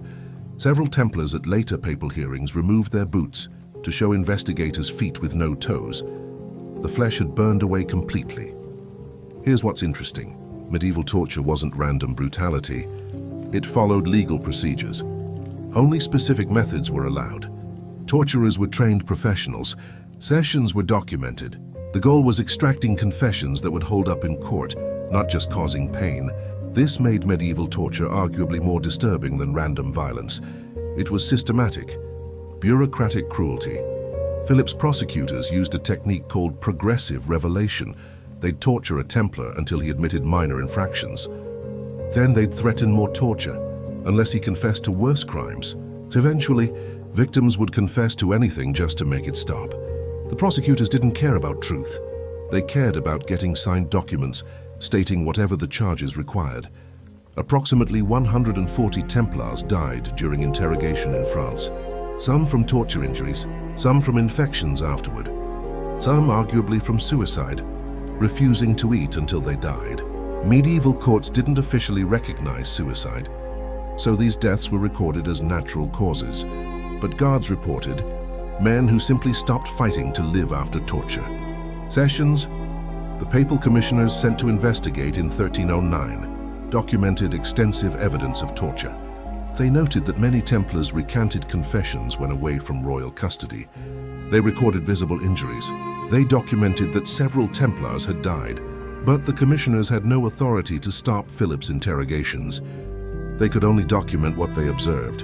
You see, medieval law created a trap. Church courts determined heresy, but couldn't use torture. Secular courts could use torture, but couldn't try heresy cases. So Philip's prosecutors used secular torture to extract confessions, then presented those confessions to church courts. Technically legal, practically unjust. And there was no higher authority to appeal to, because the Pope was intimidated by Philip. The confessions themselves were often contradictory. Some Templars claimed they'd denied Christ during initiation. Others said the denial was symbolic. Some described worshipping an idol head called Baphomet. Others said they'd never seen such an idol. Some admitted homosexual acts. Others vehemently denied it. The inconsistencies suggested forced confessions, but Philip's prosecutors argued they proved the order had different practices in different regions. The charges about Baphomet are particularly interesting. Prosecutors claimed Templars worshipped a mysterious head during secret ceremonies. Some said it was a skull. Some said it was a wooden carving. Some said it was a painted image. No two descriptions matched. And despite searching hundreds of Templar properties, investigators never found a Baphomet idol. Modern historians debate what Baphomet might have been. Some argue it was a corruption of Muhammad, Christian misunderstanding of Islam. Some say it was invented entirely by prosecutors as a sensational detail. Some claim it referred to something innocuous like a reliquary that prosecutors misinterpreted. The truth is unknowable, but the lack of physical evidence is telling. The homosexuality charges were equally problematic. Medieval religious orders often had affectionate greetings between members. Kisses on the mouth or cheek weren't necessarily sexual. They were fraternal. But prosecutors interpreted any mention of kissing as evidence of homosexuality, which was both a crime and a sin. Look at the political calculation behind these specific charges. Philip chose accusations that would shock medieval society. Denying Christ meant Templars were fake Christians. Homosexuality meant they were sexual deviants. Idol worship meant they were pagans. Each charge targeted a different moral panic. Together, they painted Templars as threatening everything medieval Christians held sacred. The trials in other countries revealed the charge's weakness. In England, Templars were tortured far less severely. Most confessed only to minor infractions that might have been innocent acts misinterpreted. English courts found the heresy charges mostly unproven. Several Templars were allowed to join other religious orders after light pretriae continuance. In Germany, the trials were even more favorable to Templars. German courts had stronger protections against torture. Templar defendants were allowed to present witnesses. Many were completely acquitted. The Archbishop of Mainz publicly stated the charges seemed fabricated. German Templars largely escaped with their reputations intact. Spain presented the most interesting case. The Iberian kingdoms were still fighting the Reconquista against Muslim states. They valued military orders. Spanish courts tried Templars but found most innocent. Then they offered former Templars membership in other Spanish military orders, Calatrava, Alcantara, Montesa. The skills and properties transferred seamlessly. Spain essentially rebaptized Templars under new names. I mean, think about what this pattern reveals. Where Philip didn't control the trials, Templars were generally exonerated. The convictions were concentrated in France, where Philip's influence was strongest. This suggests the charges were political rather than factual. If Templars truly practiced widespread heresy, wouldn't evidence exist everywhere, not just in one kingdom? But Philip needed the confessions for financial, not religious reasons. Every confession justified the asset seizures. Every execution demonstrated he was protecting Christianity from heretics. The theology was secondary. The property transfer was primary. The financial impact of the suppression was staggering. Templar properties in France were valued at approximately 600,000 livres annually in rental income, plus whatever gold and movable assets existed. Philip claimed all of it initially, then nominally transferred it to the Hospitallers while keeping most actual wealth. It was the medieval equivalent of a hostile takeover, followed by asset stripping. But here's what most people don't know. The suppression actually damaged European finance significantly. The Templars had provided liquidity to medieval markets. They'd facilitated international trade. They'd offered secure banking services. When they disappeared, Italian merchant banks tried to fill the gap. But they couldn't match the Templars' combination of security, reach, and trustworthiness. Credit contracted across Europe after 1307. Merchants found it harder to get loans. International transactions became more dangerous without Templar secure facilities. Interest rates increased because lenders demanded higher returns to compensate for higher risk. The Templar suppression contributed to economic problems that plagued Europe for decades. The trials also revealed something disturbing about medieval justice. Torture was legal and common, but it was supposed to be limited and supervised. Philip's interrogations violated even medieval standards for acceptable torture. Papal commissioners documented excessive torture, meaning severe even by medieval standards. But they had no power to stop it. Several Templars tried appealing to the Pope directly. They smuggled letters out of prison. They testified before papal commissioners. They demanded proper trials. Clement received dozens of appeals. He responded by ordering that Templars should be treated humanely and given proper trials. Philip ignored these orders. Clement issued more orders.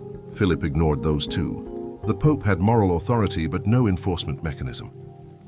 You see, the Templar trials exposed the fundamental weakness of medieval church authority when confronting a determined king. Theoretically, the church was supreme in religious matters. Practically, kings controlled territory, soldiers, and tax revenue. If a king decided to ignore church orders on his own territory, what could the Pope do?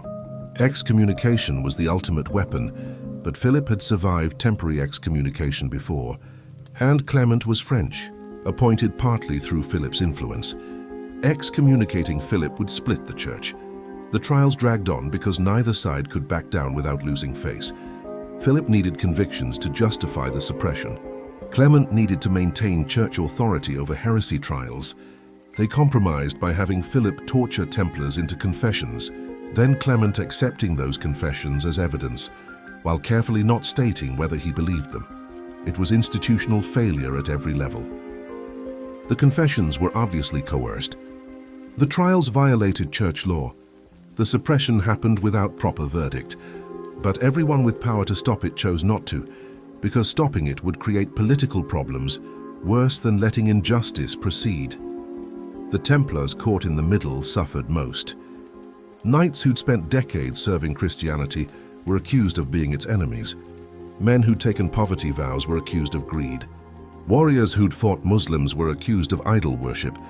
And when they protested innocence, they were tortured until they confessed, then executed for confessing. Look at the individual tragedies. Gérard de Villiers, preceptor of France, confessed under torture, recanted at papal hearings, was tortured again, confessed again, recanted before he died, and his last words were reportedly proclaiming the order's innocence. He spent 7 years being tortured into saying one thing and recanting when torture stopped. He died without resolution. Ponsard de Gizy, another senior Templar, went insane from torture. Witnesses reported he babbled incoherently during later hearings. He'd confess to anything, then recant, then confess to contradictory charges, then recant again. The torture had broken his mind. He died in prison in 1313. His sanity never recovered. Dozens of similar stories exist in the trial records. Men driven mad, men permanently crippled, men who died slowly from torture wounds, men who confessed, recanted, and were burned, men who maintained innocence and were burned anyway as obstinate heretics. The trials were a 7-year nightmare that destroyed thousands of lives. The truth is, the torture trials overshadow almost everything else about the Templar story. The banking innovations, the military achievements, the organizational sophistication, all of that is forgotten in favor of the dramatic end. And that dramatic end, filled with torture and executions and curses, here's what captured popular imagination for centuries. But beyond the drama and the tragedy, the Templar suppression left a legacy that shaped European history in unexpected ways. The destruction of the order changed how monarchs viewed debt, how the church related to secular powers, and how society understood the relationship between military power and economic power. Those changes would echo for centuries. Chapter 10: Mystery Legacy. The Templars were officially gone by 1314, but they never really disappeared. Within a decade, stories emerged about Templar survivors, knights who'd escaped arrest, secret treasuries hidden before the raids, orders that had preserved Templar traditions underground. Most were probably fantasy, but some might have contained truth. In Portugal, a new military order called the Order of Christ appeared in 1319. It absorbed former Templars and many Templar properties. The Portuguese king had protected Templars during the suppression, and he simply rebranded them rather than destroying them. The Order of Christ later funded Portuguese exploration, including Vasco da Gama's voyage to India. Prince Henry the Navigator was a member. The ships that opened the age of exploration sailed under crosses nearly identical to Templar crosses. Think about that for a moment. The same organizational structure that had managed banking networks across medieval Europe now channeled resources into maritime exploration.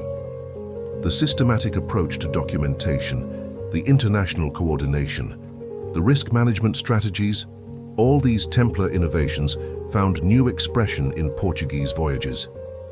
When Portuguese ships mapped African coastlines and discovered sea routes to Asia, they were using financial backing from what was essentially the Templar Order under a different name. In Scotland, evidence suggests some Templars found refuge. Scotland was under papal interdict during the suppression, meaning Scottish kings could ignore papal orders without additional penalty. Several Scottish noble families suddenly acquired members with Templar names after 1307. Rosslyn Chapel, built decades later, contains possible Templar symbolism. The evidence is circumstantial but intriguing. The Battle of Bannockburn in 1314, the same year Jacques de Molay died, saw Robert the Bruce defeat English forces decisively. Some legends claim a group of mysterious knights in white surcoats appeared at a crucial moment, turning the tide of battle. Were they Templar refugees? Probably not. But the story persists because it fits the narrative people wanted. Templars as eternal warriors for just causes, appearing when needed most. Here's what's interesting. The Templar legend grew stronger after their suppression than during their existence. During their actual operation, Templars were respected but not legendary. They were warrior monks and bankers, useful, powerful, but not mysterious. The mystery came from their sudden, dramatic destruction. When you suppress something quickly and violently, people assume you're hiding something. Philip claimed Templars were heretics, but the charges seemed dubious. The trials were obviously unfair. The confessions were forced. So alternative explanations emerged. Maybe Philip suppressed the Templars because they knew something dangerous. Maybe they'd found treasure in Jerusalem. Maybe they'd discovered secret knowledge. None of this was true. Philip suppressed the Templars because he owed them money and wanted their assets. The explanation was mundane greed. But mundane greed makes a boring story. Secret treasure makes a great story. So the legend replaced history. The invention of printing in the mid-1400s accelerated this process. Books about Templar mysteries circulated widely. Each author added embellishments. By 1500, the Templars had supposedly discovered everything from the Holy Grail to proof that Jesus had children. These weren't historical claims, they were speculative fiction. But once printed, they gained false authority. By 1400, legends claimed Templars had found the Ark of the Covenant under Solomon's temple. They'd discovered ancient texts revealing Christianity's true origins. They'd learned secret construction techniques from Masonic traditions. Each generation added new details. The historical Templars, warrior monks who invented letters of credit, were forgotten. The legendary Templars, guardians of cosmic secrets, became the cultural memory.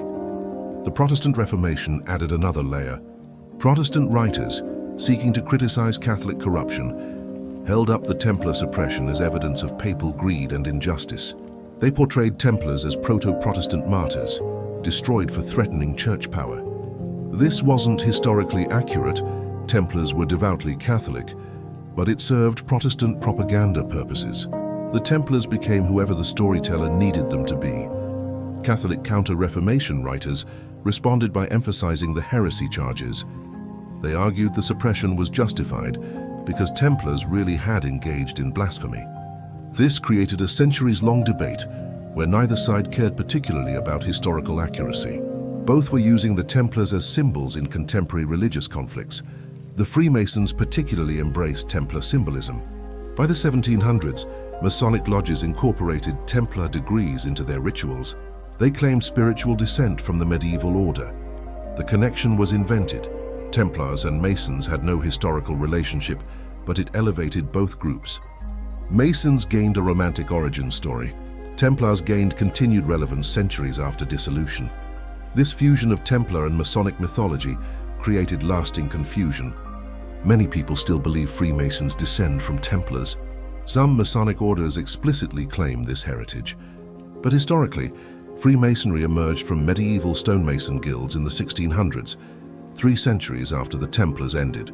The Templar connection was retrofitted onto Masonic tradition to provide historical gravitas. Why did Masons choose the Templars specifically? Several reasons. Both organizations were secretive brotherhoods. Both had initiation rituals. Both operated across international boundaries. The surface similarities made the connection plausible. And the Templars' tragic end, betrayed by a king destroyed unjustly, appealed to Masonic self-image as keepers of ancient wisdom persecuted by corrupt authorities. Look at the cultural impact. The Templars appear in literature, film, and conspiracy theories more than almost any other medieval organization. The Da Vinci Code, national treasure, Assassin's Creed. Countless novels, movies, and games feature Templars as central characters, always as keepers of secrets, always as powerful puppet masters, always as mysterious warrior monks who never really disappeared. Why do they persist in popular imagination? Partly because their story contains perfect dramatic elements: rise from nothing, achievement of great power, sudden betrayal, tragic end, and mysterious aftermath. But also because they represent something that resonates across cultures. The idea that there are hidden powers operating behind visible events. Medieval people believed in divine intervention and demonic influence. Modern people believe in conspiracy theories and deep states. The Templars fit both worldviews. Were they destroyed by a greedy king, or by forces threatened by their secret knowledge? The ambiguity allows every generation to reinterpret them. The 19th century saw an explosion of Templar-related secret societies. Groups like the Order of the Temple claimed direct continuity with medieval Templars. They performed elaborate rituals, wore white robes with red crosses, and collected membership dues. None had actual historical connection to the medieval order, but members believed or pretended to believe they were continuing an ancient tradition. These Neo-Templar organizations appealed to people seeking meaning through historical connection. Joining meant becoming part of a grand narrative stretching back centuries. It offered belonging, purpose, and the thrill of secret knowledge. That most of the knowledge was invented didn't matter. The emotional truth, connection to something larger and older than oneself, was what participants sought. I mean, consider what the Templars actually achieved versus what they're remembered for. They actually pioneered international banking, created sophisticated financial instruments, and built a multinational organization centuries before such things were common. They're remembered for treasure hunts and conspiracy theories. Their real accomplishments are overshadowed by invented mysteries. The treasure legends deserve special attention because they've launched countless expeditions. Oak Island in Nova Scotia has been excavated for over 2 centuries, based partly on speculation that Templar treasure was buried there. No treasure has been found, but the search continues. The money pit has consumed millions of dollars and several lives, yet people keep digging because the possibility of Templar gold is too romantic to abandon. Rennes-le-Château in France became another Templar treasure hotspot after a 19th century priest suddenly became wealthy. Speculation suggested he'd found Templar treasure hidden in his church. More likely he was selling masses illegally or had received inheritances. But treasure hunters still flock to the region, convinced something valuable remains hidden. These treasure hunts reveal something about modern psychology. People want to believe that somewhere, hidden from view, there's something extraordinary waiting to be discovered. The Templar treasure represents possibility, the chance that the mundane world conceals wonders. Whether treasure exists matters less than what the search represents. Hope that there's more to reality than what we see. But the real legacy is visible if you know where to look. Modern banking evolved directly from medieval innovations. The Templars weren't the only innovators, but they were crucial. Letters of credit, deposit banking, secure asset transfer, international financial networks. These tools developed partly from Templar practices. Every time you wire money internationally, you're using concepts Templars helped pioneer. The specific mechanisms have changed. We use electronic transfers instead of coded letters. We have SWIFT codes instead of wax seals. We rely on encryption instead of secret symbols. But the fundamental concept, moving financial value across distance without physically transporting money, came directly from medieval. Innovations like those the Templars developed, modern. ATMs function on the same principle as Templar commanderies. You deposit money in one location, receive proof of deposit, and withdraw equivalent value elsewhere in the network. The Templars invented this system in the 1100s. Banks refined it over centuries. Technology automated it. But the core concept remains unchanged. The suppression itself taught monarchs an important lesson. You can default on debts if you destroy your creditor. This sounds cynical, but it influenced sovereign finance for centuries. Kings became more willing to repudiate debts. Lenders became more cautious about lending to sovereigns. Interest rates on sovereign debt increased to compensate for default risk. Modern sovereign debt markets still reflect these medieval patterns. Argentina has defaulted on sovereign debt 9 times. Greece required massive bailouts in the 2010s. These modern events echo the Templar suppressions lesson. Sovereigns can sometimes escape debt through political rather than financial means. Lenders price this risk into interest rates, making sovereign borrowing more expensive than it would be if repayment were guaranteed. The Templar suppression also demonstrated that religious authority could be subordinated to political power when necessary. Medieval political theory said the church was supreme in spiritual matters. Philip showed that a sufficiently powerful king could arrest clergy, seize church property, and intimidate the Pope into compliance. This precedent influenced every conflict between church and state afterward. Henry VIII's dissolution of English monasteries in the 1530s followed the Templar template almost exactly. Invent charges of moral corruption, arrest monks, seize properties, transfer assets to the crown. Henry even used similar accusations: sexual immorality, heresy, disloyalty. The Templar suppression provided a blueprint for crown's seizure of church wealth. You see, the Templars' destruction contributed to secularization. Before 1307, people believed church organizations were untouchable. After 1307, everyone knew that wealth and power attracted royal predation, regardless of religious protection. Church organizations became more cautious. They diversified assets. They maintained lower profiles. They learned that being too big to fail sometimes meant being too valuable to leave alone. The military legacy was smaller but significant. The Templars demonstrated that professional military organizations with clear hierarchies, standardized training, and corporate continuity could outperform feudal levies. This lesson influenced military organization as Europe slowly transitioned from feudal to professional armies. The Templars weren't the only influence, but they provided a model. Modern Special Forces units share some Templar characteristics: elite selection, intensive training, strong unit cohesion, clear command structure, willingness to fight against unfavorable odds. The Templars weren't the first military organization with these traits, but they demonstrated their effectiveness at a scale that influenced later military development. Their organizational structure, centralized leadership, regional autonomy, regular reporting, standardized procedures, was revolutionary for its time. Most medieval organizations were informal. The Templars operated with almost modern corporate discipline.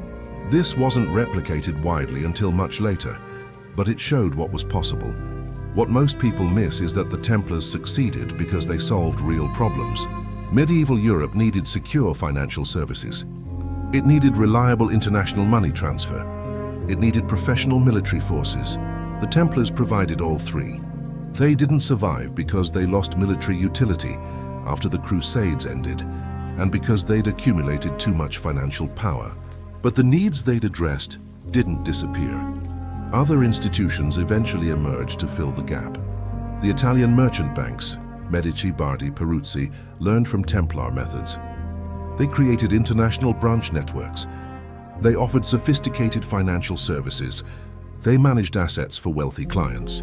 They were essentially Templars without the military component, and without the religious vows that had made the Templars seem less threatening initially. But the Italian banks learned one crucial lesson from the Templar suppression: don't become too identified with any single monarch. The Medicis lent to multiple competing powers. The Fuggers financed both emperors and kings. Diversifying political risk protected them from the fate that befell the Templars: destruction by a single debtor who decided elimination was easier than repayment. Modern financial institutions continue this pattern. Pager banks operate in multiple countries, serve diverse clients, and avoid becoming dependent on any single government. The principle is the same as it was in medieval Italy.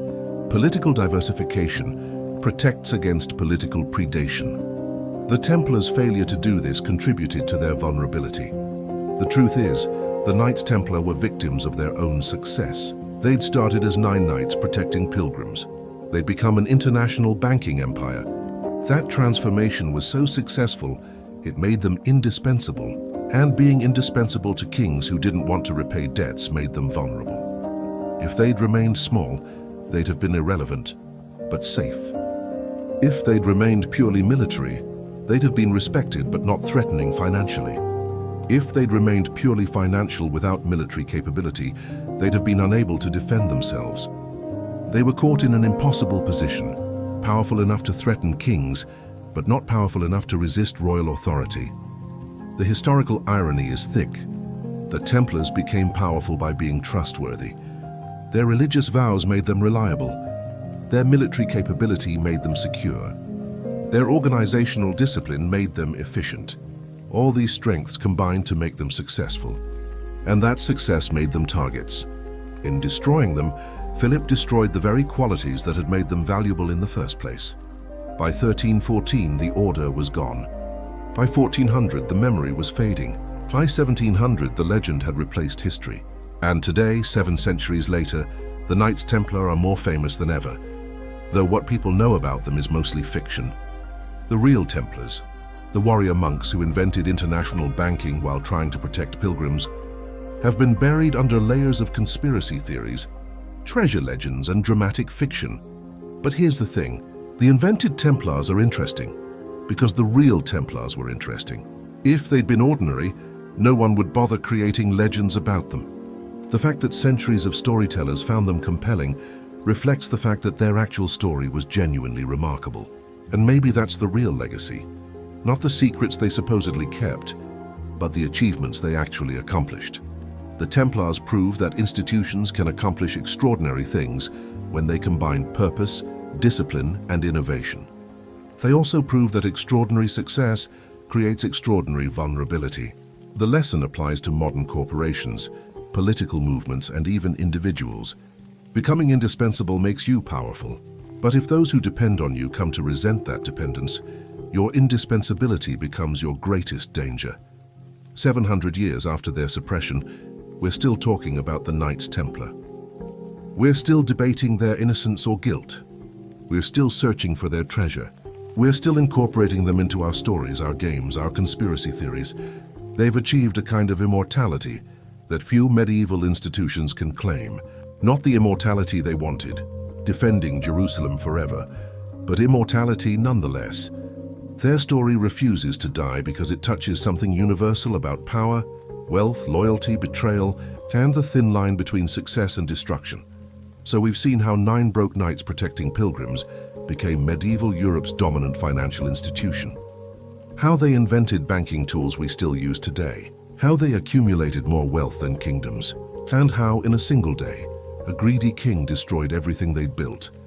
Today, over 700 years after their suppression, the Knights Templar remain cultural icons. But the organization remembered by popular culture bears little resemblance to the historical order. The real Templars weren't mystical keepers of secret knowledge. They were competent administrators who figured out how to move money safely across long distances during an era when that was nearly impossible. Their banking innovations were revolutionary but practical. The letter of credit solved the problem of robbery during travel. The deposit system solved the problem of securing valuables. The international network solved the problem of currency exchange. None of this was magical. It was just good organizational design applied to medieval finance. The tragedy of the Templars wasn't that they were destroyed, despite being innocent. Many innocent people were destroyed in medieval Europe. The tragedy was that they were destroyed specifically because they'd succeeded at what they'd been created to do. They'd made themselves valuable, and that value became dangerous once the Crusades ended, and they lost their military justification. Philip IV needed money. The Templars had money. Philip couldn't raise taxes without provoking rebellion. He couldn't debase currency more without destroying the economy. He couldn't borrow from other sources because he'd already defaulted too many times. So he invented charges of heresy, arrested his creditors, tortured them into confessions, and seized their assets. It was theft dressed up as religious prosecution. The real lesson here isn't about secret treasures or hidden knowledge. It's about the danger of being indispensable to powerful people who resent you. The Templars had made themselves necessary to European monarchs by managing their finances. But necessity breeds resentment. Kings hated depending on the Templars, even while they needed them. Once Philip figured out how to function without them, he eliminated them. Modern parallels exist everywhere. Corporations that become too big to fail eventually face government intervention. Industries that accumulate too much power attract regulatory crackdown. Individuals who know too much about powerful people's finances sometimes meet unfortunate ends. The specific mechanisms change, but the pattern remains. Power protects itself by eliminating threats, even when those threats started as allies. When you step back and look at the full picture, the Templar story is less about medieval history and more about the universal dynamics of power, debt, and institutional survival. They did everything right from a business perspective. They provided valuable services, they operated efficiently, they expanded carefully. But they made one critical mistake. They forgot that being a creditor to a king means the king owns you, not the other way around. Whether we like it or not, the Templars' real legacy isn't the legends. It's the uncomfortable lesson that organizations can be destroyed not despite being successful, but because they're successful. That power relationships matter more than legal contracts. That owing someone money creates resentment that can eventually turn violent. And that sometimes being right doesn't matter if you're not strong enough to defend yourself. The financial innovations survived because they were useful. The Italian banks adopted them. Eventually, modern banking evolved from those medieval experiments. The Templars themselves disappeared, but their methods persisted. That's the real immortality. Not secret survival in Scotland or hidden treasures, but ideas that were too valuable to die, even when their creators were destroyed. So the question remains, were the Knights Templar guilty of the charges Philip leveled against them? Almost certainly not. Were they victims of an unjust persecution? Absolutely. Does it matter? 700 years later, the distinction between historical accuracy and cultural legend has become irrelevant. The Templars exist now as symbol and story more than fact. And perhaps that's more powerful than any amount of historical accuracy could be. The warrior monks who accidentally invented international banking have become immortal through mythology. Their real achievements, letters of credit, deposit systems, international financial networks, changed the world more than any treasure or secret knowledge could have. But those achievements are forgotten while the legends persist. Maybe that says something about human nature. We prefer mysteries to explanations, legends to achievements, dramatic fiction to mundane truth. And maybe 7 centuries later, that's exactly what the Templars would have wanted. Not to be remembered accurately, but to be remembered at all. To have their story told and retold, even if the details become increasingly untethered from reality. Because the alternative, being forgotten completely, is worse than being misremembered. The real Knights Templar died in 1314, but the legendary Templars will probably never die. And there's something fitting about that. An order that started with nothing, built everything, lost it all and still won immortality through the power of story. If you made it through this entire deep dive into the Knights Templar, from their origins protecting pilgrims to their dramatic end and lasting legacy, drop A in the comments. And if you found the financial innovation angle as fascinating as I did, drop a 2. Hit subscribe if you want more content about the surprising intersections of medieval history, finance, and power. We cover stories like this where the historical reality is even more interesting than the legends, though both get plenty of attention. You might also enjoy our video on the Medici family, who basically took the Templar playbook, removed the military component and religious vows, and built a banking dynasty that funded the Renaissance. It's a fascinating look at how the financial innovations pioneered by orders like the Templars evolved into modern merchant banking. That video explores how the lessons learned from the Templar suppression influenced how later financial powers operated, staying wealthy but keeping a lower profile. Thanks for watching this journey through 7 centuries of history, legend, and mystery. The Knights Templar were more impressive than most legends give them credit for, and more tragic than most conspiracy theories acknowledge. They were just men trying to solve problems, and they solved them so well, it eventually destroyed them. Remember that next time someone tells you success is its own reward, sometimes success is its own danger. See you in the next one.